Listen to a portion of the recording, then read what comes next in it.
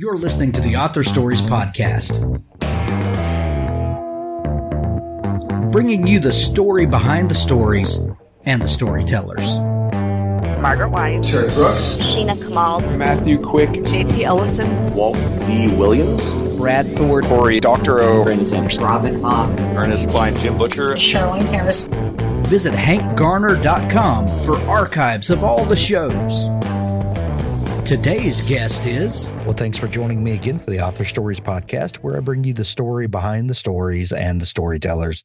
Today, I'm really excited to have Janet Stilson on the show with me today. She has an amazing new book. It's called The Juice, and what a fun romp of a book this is, full of action, full of excitement, and a great story to boot.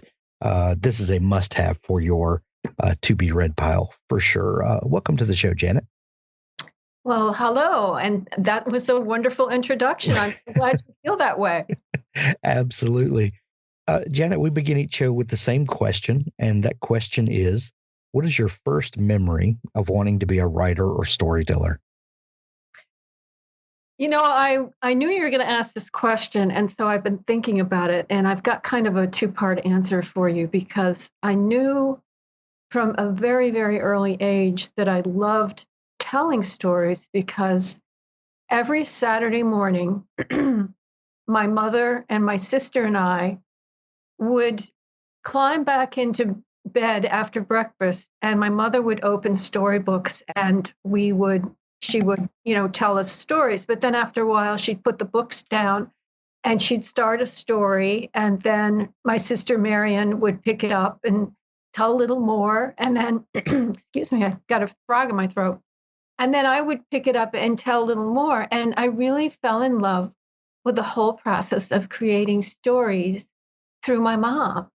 But I don't think I really thought of myself completely dedicated to being a professional writer until I was in college, and I was taking journalism courses. I knew that maybe there was a career out there for me. I didn't really have terribly high goals, but then when I was a sophomore, I was going to school at Emerson College in Boston, and I was taking a fourth level writing course with a professor named Larry Manis. And it was both learning how to write feature articles, but at the same time, he also allowed us to sort of express ourselves through creative writing, through fiction, as a way of kind of loosening us up and thinking about how you can tell stories of any kind. And it was the sort of situation where, as the days went by, the class grew smaller and smaller and smaller, because it was clear that Larry had very high expectations. And one day I met him in the hall, and I can't remember his exact words, but basically what he said was, "You might want to reconsider taking this course. I'm not sure this is for you." And there's something about somebody basically saying no that made me want it all the more. And I suddenly realized that I had this passion deep inside me that I had to go forward, and I had to prove to Larry Manis and to a heck of a lot of other people that I could be a really good storyteller. I just felt that I had it in myself. And Larry Manis is one of my good friends today. We still keep in touch years and years and years after both of us have left Emerson. Wow. We talk a lot on this show about early encouragement, and how a parent or a teacher a lot of times will just give a thought of encouragement to a kid or to a young person that you tend to hold on to for a long time, because there are dark days as a writer where you're sitting alone with just your computer or notebook or whatever, and invariably your mind will go back to those early points of encouragement, and that can get you through some dark days. But there's something also to be said for those moments of pushback where you're forced to to kind of fight your way to your dream, to that, you're going to do it despite what anyone else thinks. Have you thought about that throughout the years? Yeah, I really have. I think I can remember also when I was in high school, I grew up in this really tiny town in upstate New York, which is also extremely beautiful. It's called Franklin. And I loved doing theater. And we had a teacher who essentially directed all the school plays. And he was he knew how to say no. He knew how to, really make people sit up straighter and really think about what they were doing. And while he was extremely encouraging to me, I remember, the pushback as much as I remember the encouragement, and how that really helped me in the end. So, Janet, what initially drew you to journalism? Was there any particular person or maybe an event that made you think of the role of journalist in a new light? I think it had to do with I wanted to be a storyteller, but my family was very pragmatic, and my parents, if I had said I want to be a novelist, they would have, kind of suggested I go in another direction, because that's not a great way to make a lot of money unless you get very, very lucky.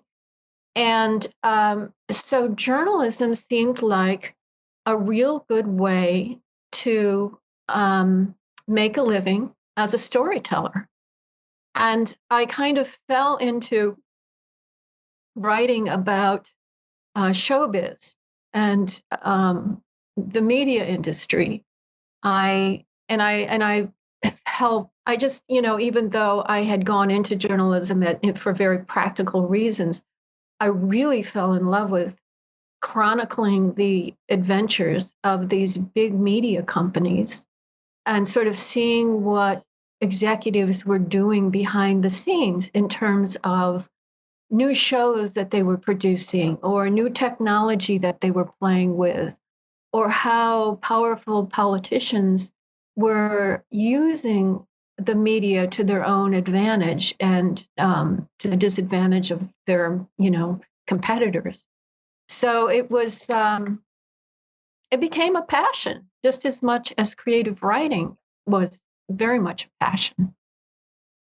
When so was the idea of the corporate world and this kind of seemingly other society that tends to take shape, and were those things fascinated to you, that there really were kind of two types of society? Yeah. I mean, I guess the way I think of it is certainly the media industry is a world within a world, but I suppose that there's all kinds of other corporate cosmos that exist out there, but it was a particular world that I enjoyed navigating. Yeah. Your book, The Juice, plays off of some of these experiences that you had as a journalist. Do you remember the first inspiration for this book?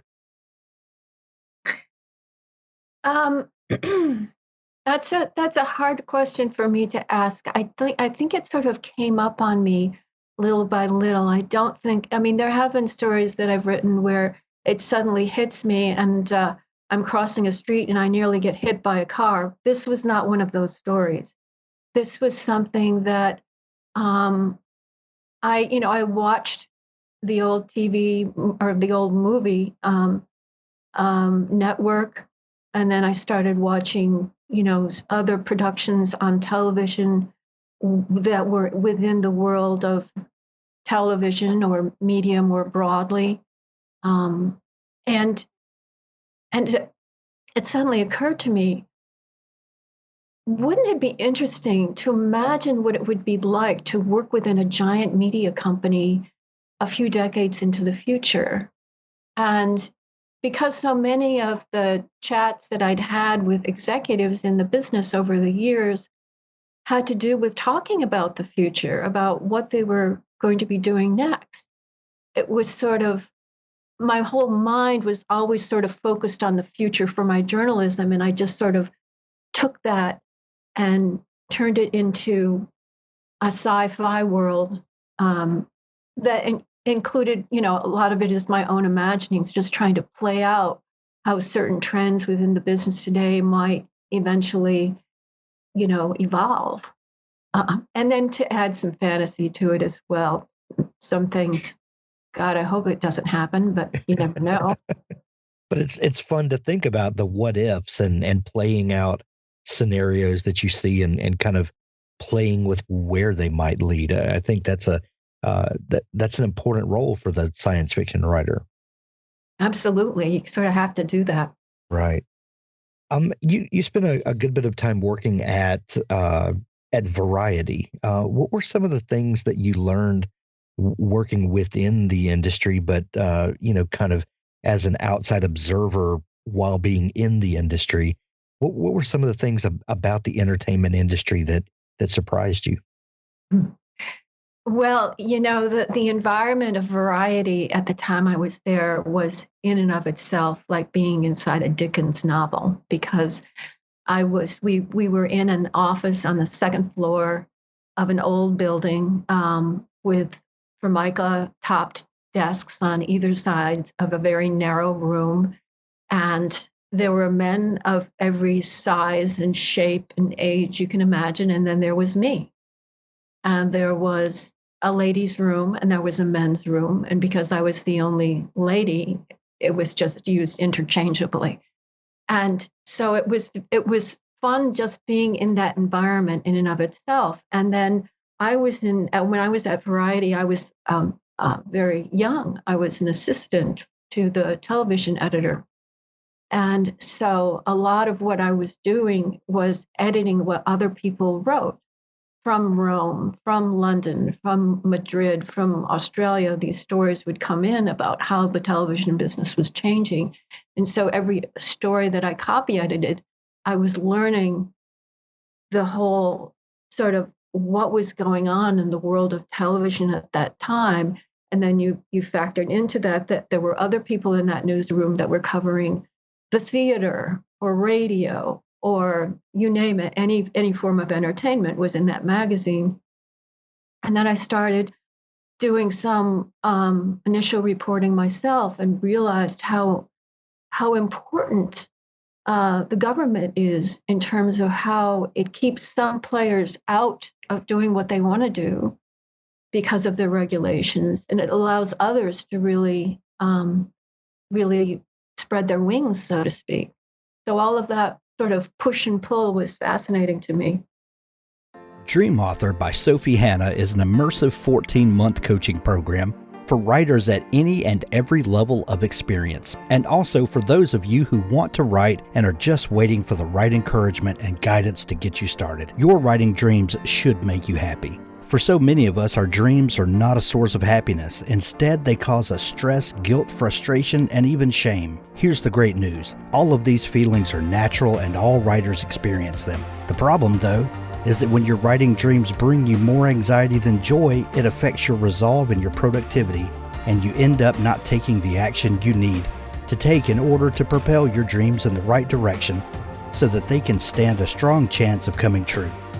That's why Sophie created the Dream Author Coaching Program, to teach anyone who is passionate about writing how to change the way they build, think about, and pursue their writing dreams in order to become their own most powerful ally and advocate for the rest of their writing life. And more great news.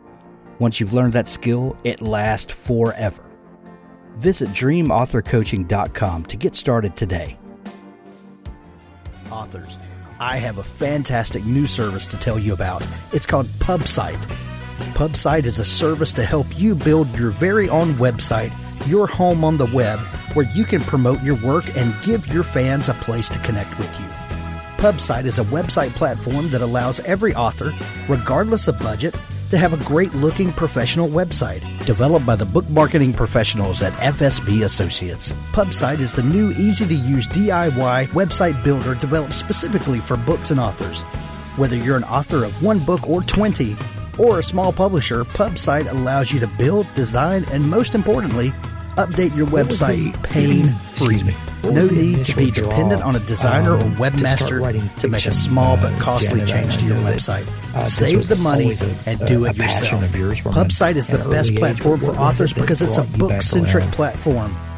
PubSite was built just for authors and small publishers. Every design, feature, and layout is book-centric. They have customized designs for you to use. It's easy to build. No coding or HTML is necessary to create a stunning, professional-looking website with all the features you want. Get a custom domain name, yourname.com.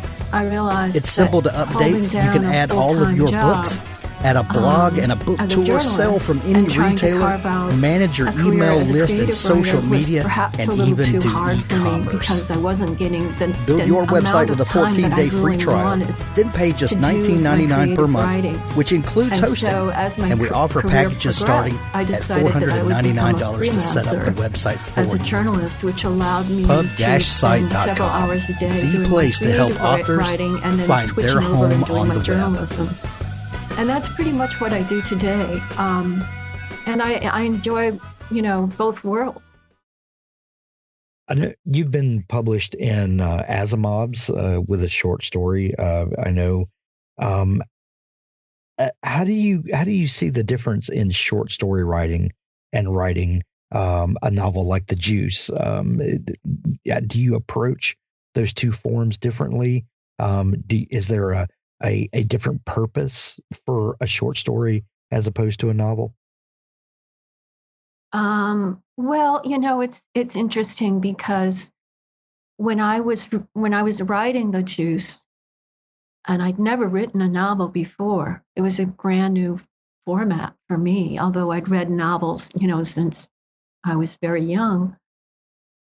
The only way I could sort of wrap my mind around it was to think of each chapter as a short story. And I sort of, I sort of mentally was able to figure out how to do it by saying, okay, don't worry about chapter 22 right now. Just, the structure, you have your outline.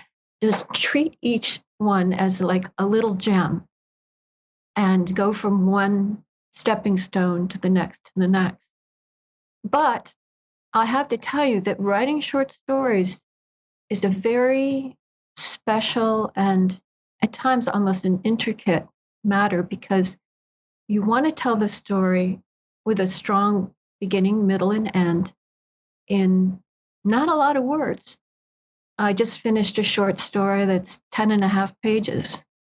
And it took me a long time to figure out how to do it because what I've come to realize is that the story becomes much stronger if you streamline the number of subplots and the number of characters and just make it a very strong, shorter piece. And so I guess it's not as hard as writing a novel in the sense that it took me years to write The Juice, but it's a very delicate dance that I'm still learning to move to. When you think of novel writing and break it down in, like you said, that each chapter is sort of like a short story, and that are there certain things that each chapter needs to accomplish? Like when you start to write a chapter and you're viewing it kind of as a short story, what are you hoping to do with each chapter? Are you hoping to move the story forward in a particular way? Are there certain things that you need to reveal to the reader? Like what should a chapter, what job should it do in the grand scheme of things? Well, it definitely needs to move the action forward. That's a primary thing. The way I structured The Juice, as you know, is that I have 3 protagonists, and the story is narrated by each of them in separate chapters. So there's a there's sort of a tech head rebel named Jarat, and he opens the novel with a certain puzzle that he needs to solve that involves a friend of his who's on the verge of dying. And then we move to another chapter, which is told from the perspective of a teenage girl in a small upstate New York town who's dirt poor and has very little in life. But she eventually is sort of transformed in kind of a Cinderella-like fashion by this substance that makes her extraordinarily charismatic. And the third character is named Petra, and Petra is a very powerful executive in a big media company. And they basically, in the first half of the book, their stories are very separate, but they're slowly but surely moving toward each other because of the problems that they encounter and the challenges and the way their actions move them. And in the second half, we see them at first not as friends. When they first encounter each other separately, they don't have much trust for each other. They're very wary, but slowly but surely they come together and form a rather unconventional team to get something done. Janet, as I've read over the juice, some interesting things started revealing themselves to me. I don't know if you noticed, but 2020 was kind of a crazy year for lots of different reasons. But there are some certain subplots and ideas in this book that seem extra poignant with the time that we've just come out of, and with the advent of 2020 and who knows what it holds. This is kind of one of those things about science fiction is it can become more than real in a lot of cases, and maybe we're projecting our personal experiences onto the story. Maybe that was never the intention of the story, but it does seem to resonate, and that's the hallmark of great science fiction, is that you can see yourself in it, even if the setting is pushed forward and things are imagined. How do you feel about seeing current events in your work and maybe the idea that your work takes on a new light? Yeah, it's interesting to me that there's two different things that I think are going on that sort of speaks to the storylines that run through the juice. One is, and this is something that I developed as part of the story years ago, but I have just in my regular life, I have to really manage back pain. It's just one of the things that I have to deal with. And so I've been to a lot of massage therapists over the years, and I came to really appreciate how touch is so important in our lives. And so I imagined a world in which if you were part of the upper crust or even someone who's part of the middle rank of society, that you didn't touch other people unless you were part of their family or if they were your lover. But just as a general rule, you didn't touch people, which of course now has come true. If we touch someone, we don't know what the consequences might be.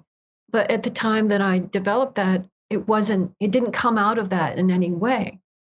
And then the second thing is the control of media by certain politicians.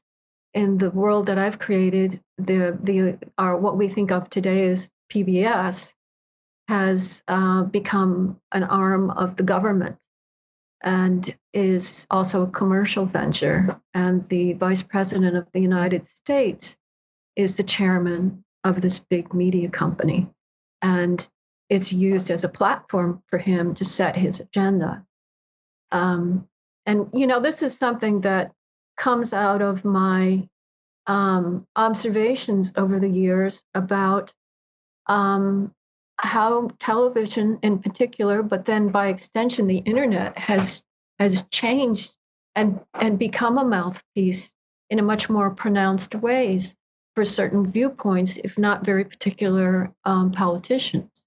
And that's not something that's limited to the United States. I've seen it in pockets all over the world. In the description of the book, it says in a certain place, when charisma is a superpower, it's a mind-bending force. How did you come up with the idea to use charisma as a superpower, and what avenues did that open when you started thinking of the implications of this? Well, I've done some reading about how how people seduce other people, and the ways that they charm people with very natural means. And also, I've been fascinated with subliminal messaging and how that's been possible for decades. And there's certain curves on what advertisers can do when they try to influence people to buy certain products. So all of that sort of came together in the idea that there might, at one point in time, and this is me fantasizing, be a chemical substance that turns mildly charming people into incredibly charismatic creatures who can get anybody to do almost anything. And when you think about it, when you ask people, if you could have any superpower, what would it be? And, some people would say, well, I would be invisible, or maybe I would fly. But charisma, it may be more useful than all of that. And I could only imagine that when you started thinking through this and looking at the implications and possibilities, that this was probably an exciting revelation to you that how this could be used. Oh yeah, it was a lot of fun to play out and to see it from different angles, because in the story there are two what I call charismites, and what the maker of this chemical substance called charismites, these people with these superhuman abilities to charm people. And but other characters in the story have no idea that these people are so well endowed, as it were, with these chemical substances. So the story is told from the standpoint of people who are incredibly attracted to this man and this woman, and yet they have no inkling that it is induced by a chemical that they're taking. They just think they're just naturally attracted to these people. And then I sort of played it out in the sense that if these charismites appear in television commercials, or if they appear as talk show hosts on television, that their charm isn't just generated with the people that they're seeing, in person, but it can be communicated to the masses. Right. When you first started thinking of this novel, what came to you first? Was it the idea of playing with this manipulated superpower? Was it a character that came to you, or kind of what was the genesis for the story and how it grew out of that? I think of it as not just one inspiration, but several things that I didn't realize were part of the same story until it all sort of came together in my mind. But I'll tell you one example of how I was inspired. I went to a cocktail party years ago that was held by Discovery, the big, documentary network. And it was held at the Museum of Natural History in New York, and in the Rose Center, which is where they explore the universe. And there's models of the various planets in our solar system that are through this big hall, and it's quite, you sort of feel like you're kind of floating in among them. And they had shown a documentary in one of the screening rooms, and we were all out having a cocktail afterwards, and the room was crowded, and it was a very, polished television kind of crowd. And in amongst them, there was this guy who was kind of more scraggly than the other people there. He was in a tweed jacket, but his hair was longer, and he was carrying a very elegant cane. And the sense that I got from him was that he was from very good money, had been well educated, and he didn't give a flying fig about that or society. He was, by very much his own design, an outsider in the world that he had been born into.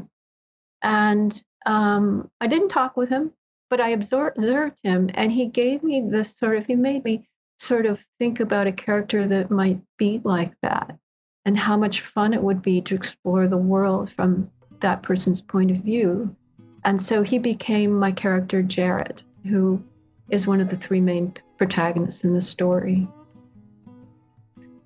When you have a book like this, like The Juice, come out, and you've spent so much time working on it, and you've built this incredible world, how do you follow that up? Now that this book is out into the world, what are you turning your attention to?